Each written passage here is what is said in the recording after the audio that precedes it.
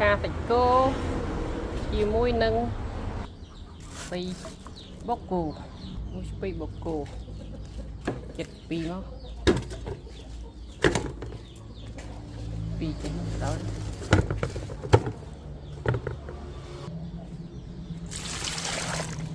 liền một tấc pi tấc còn lại còn liền là một tấc đã tận đo cho đó không cho đó chứ cái đó nè ít cái đó và tâm tí nhọn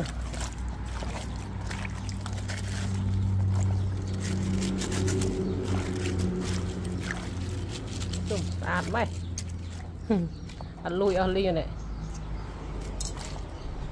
chi lăng pê là pê du pê